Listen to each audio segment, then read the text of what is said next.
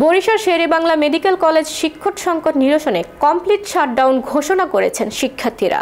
সোমবার সকাল 10টায় কলেজের একাডেমিক ভবনের গেটে কমপ্লিট শাটডাউন ব্যানার টানিয়ে দেয় তারা। শিক্ষার্থীরা জানিয়েছেন, কলেজ প্রতিষ্ঠার পর থেকে একদিনের জন্য শিক্ষকের শতভাগ পদ পূরণ হয়নি। অবসর থেকে শুরু করে বিভিন্ন কারণে শিক্ষক বদলিতে এই সংকট আরও প্রখর হয়ে দেখা দেয়। বিশেষ করে 5 আগস্টের পর 3 বিভাগের বিভাগীয় প্রধানকে সরিয়ে দিলে ওই বিভাগ 3টি একেবারে শিক্ষক শূন্য হয়ে পড়ে। এছাড়া প্রতিটি বিভাগে শিক্ষক সংকট, যার প্রভাব ফেলছে শিক্ষার্থীদের লেখাপড়ায়। তাছাড়া শিক্ষক সংকট নিরসনে শিক্ষার্থীদের পক্ষ থেকে স্বাস্থ্য উপদেষ্টা থেকে শুরু করে মন্ত্রণালয়কে অবহিত করা হলেও আশ্বাস ছাড়া কিছুই পাওয়া যায়নি। এই কারণে আন্দোলনে যেতে বাধ্য হয়েছেন বলে জানান শিক্ষার্থীরা।